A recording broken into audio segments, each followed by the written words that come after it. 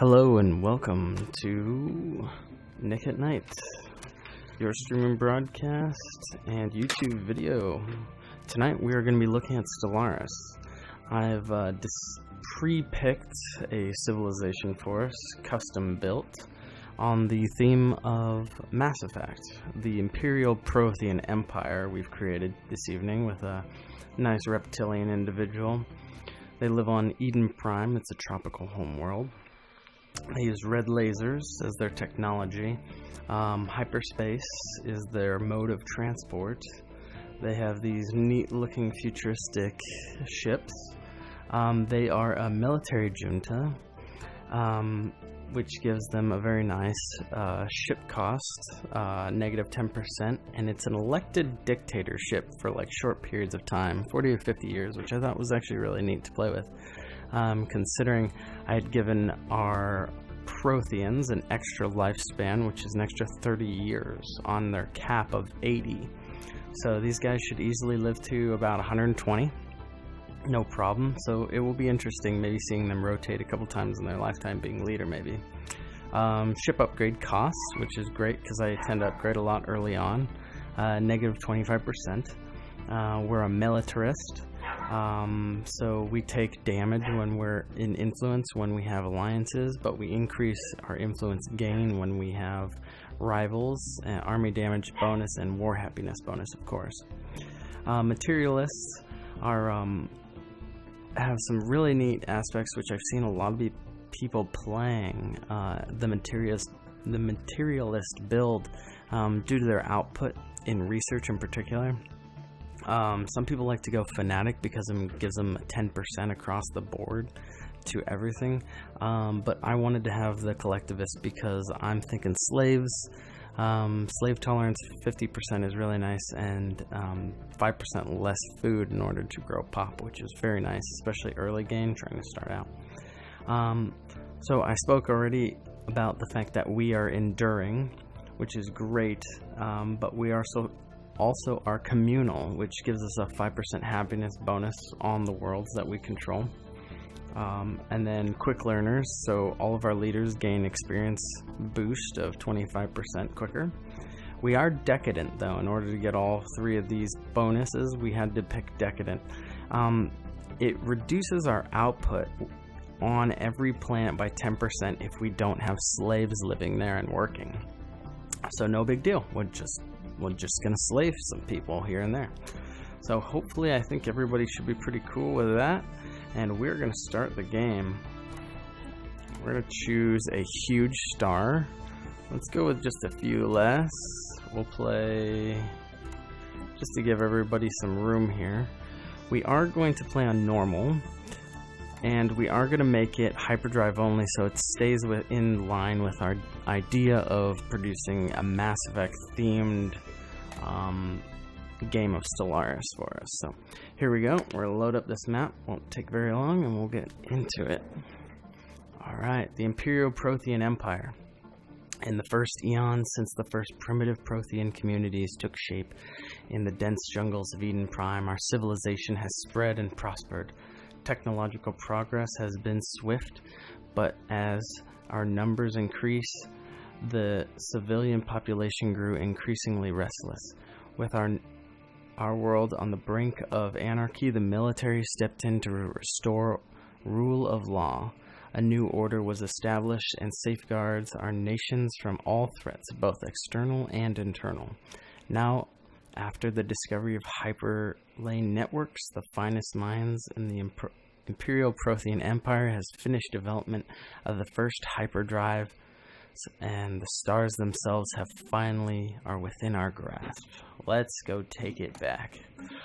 All of it. Alright, so first thing first, you'll notice this game is incredibly beautiful. I cannot get over how incredibly awesome looking the ship design in this game is, how futuristically cool it looks, and just the suns blow me away. This is Char, a star A. It looks like it's a right there it says a relatively young white and bluish white main sequence star, typically among the most visible and naked to the eye.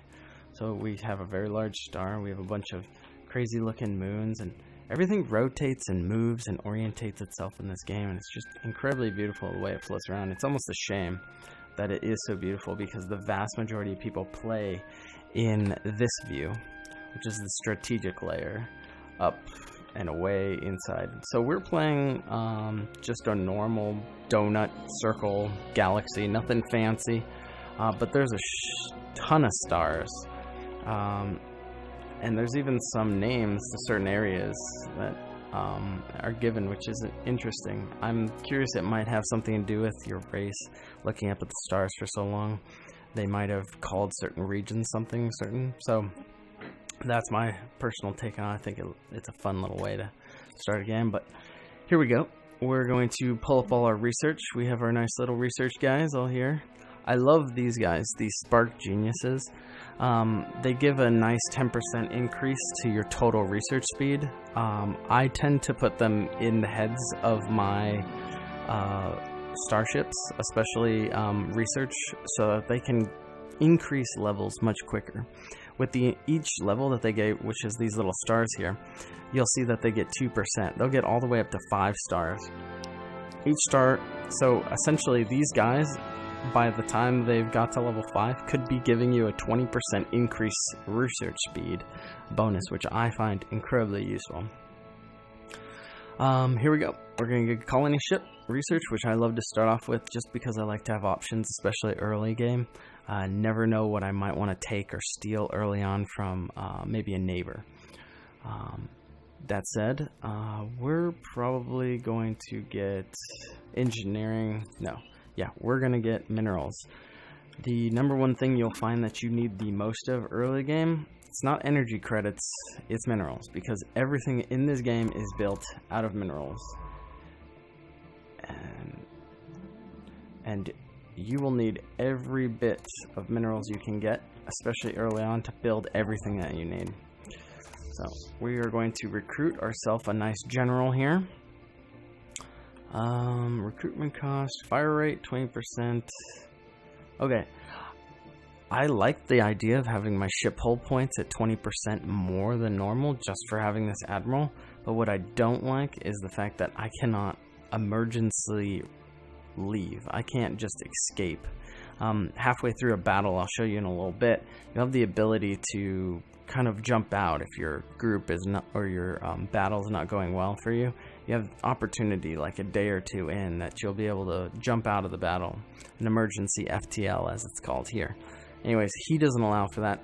I'm not going to pick it up, but I really like that increased fire rate. That 20% could be huge. Yeah, let's pick this guy up.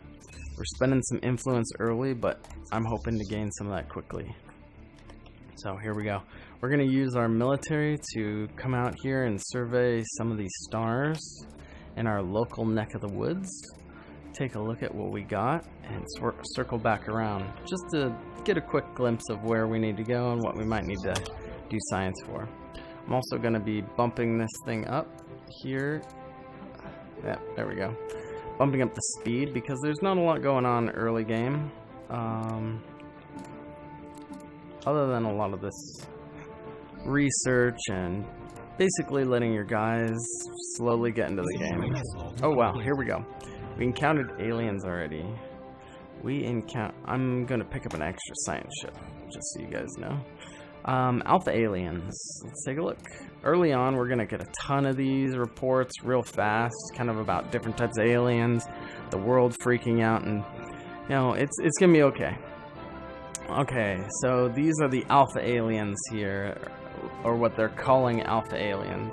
Actually, later on, you're gonna find out they're called crystalline entities. These are blue color, so they're called the blue crystalline entities. They currently say 105 here with a question mark because we don't actually know what they're called yet. And the 105 represents their strength in battle. My ship strength currently is only 70. So I'm going to try to skirt and try to keep my distance from that character just because they'll totally whoop me this early. But after I get a couple more ships, I should be able to come back here and take them on just fine. Alright. Contact reported. Enigmatic spacefarers. It didn't take long for the Imperial Prothien Empire to come across intelligent alien life. The fleet reports to the Prothien capital somewhat understated just how these alien forces appear, and not only in passing mentioned the failure to open comms. Kind of trying to make everybody feel a little bit better that we're not capable of speaking with them, but it's all good. Alright. So not much here. This is the tactical layer, as we talked about earlier. Alright. Some more aliens. Alright, very cool. We got our second science ship, which I am very excited, because we'll probably end up throwing our Spark Genius out there. But let's just take a quick, real look. Ooh. Oh, this is tough. 25% increased survey speed is huge, especially this early in the game. Could be a massive boon for us, just being able to survey nearby planets and areas around us. He's young too. He's gonna live for a long time.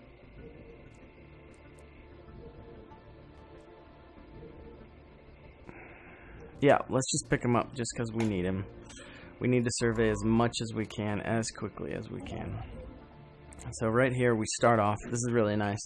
So these little globes that you see off the side of the stars indicate that there's a world that has potential habitability. You'll notice that it says the name of the planet as along with the type of the planet. So we'll say Hedricus 3 is a tropical world. That means people who are tropical, such as our race, would like to live there. So it shouldn't be a problem. There's Arctic world, which we don't have the tech, but you can research tech to have the habitability to go,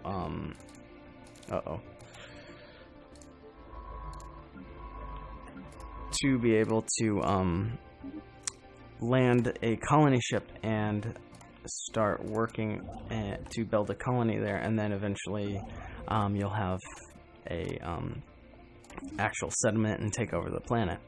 But that's not us yet. We're not there quite yet, but we're just taking a look around, seeing what's here. There's a desert world off there. So, I mean, right away, we could immediately go right to this tropical world. And alright, cool, we got a level. Our scientist, the one that has anomaly speed, who we had first, increased. Alright, let's go really quick. That's the Arctic world. Doesn't look very friendly, but somebody probably would love that. 23 size, that's a huge. That indicates how many tiles. 12, not very big, not very awesome for us. But you'll see as I click over here, this is our home world that we started off on, Eden Prime. It says 16 tiles. That means that there's, per tile you can have one face or one population. And each population then produces a particular product.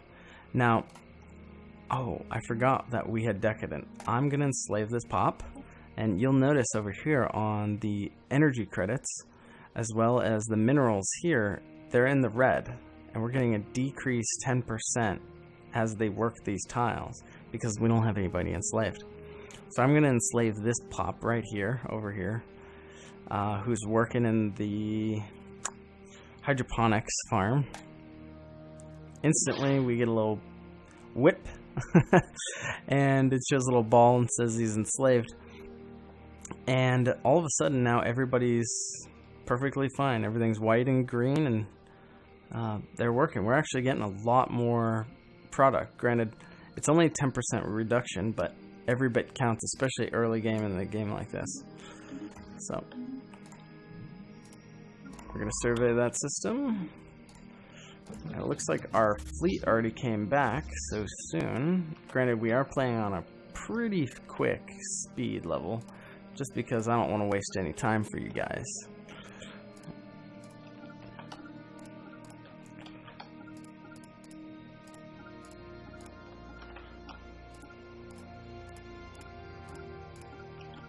Alright, we'll go all the way around there and figure out what's behind us. And System survey. Alright, sweet. Our system in Char, our homeworld, has been fully observed. Well, what's really cool is like you can come down here and see what the reason why you're surveying is so that you can figure out where there's locations, what's where, and if you can use it. So Hyperion is a gas giant over here in our solar system that actually has energy that we can extract from it. So we can place down with our constructor,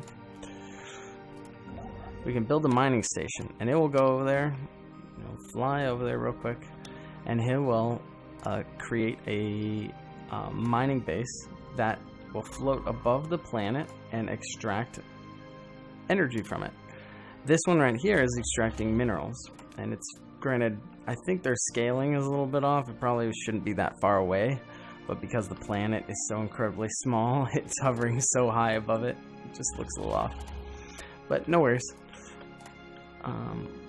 Let's get our other science ship. Come over here to this other tropical location that might be a suitable place for us to expand to if we don't decide to expand far out from our homeworld. Now on the initial playthroughs I played with this, I had gotten, I think, a potential bug. It's quite interesting, where I could extend the life of my people by 50 years, which was I found quite amazing. And then on top of it, I got it a second time and could make everybody 15% happy all the time because I gave them something, which if we run into that, hopefully, I'll be able to show this to you. Alright, let's see. A science officer has leveled up and gained a new trait. Carefree. Alright, let's take a look. I'm curious what carefree entails. Science officer. So, carefree. It is anomaly research speed plus 35%. The leader is perhaps less meticulous than others, and therefore goes through the research for these anomalies at 35% faster.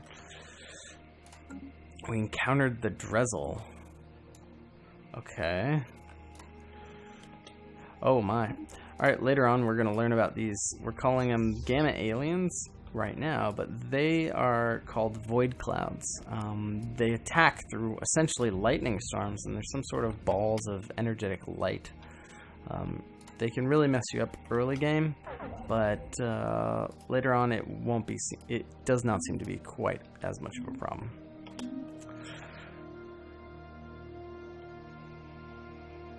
Anyways, because this is going up on YouTube, I'm going to put a cut there, and thank you guys for joining me at this moment and watching me on Twitch, and I will be back with another video for you guys on Stellaris, the Prothien Imperial Empire. Thank you again. Bye.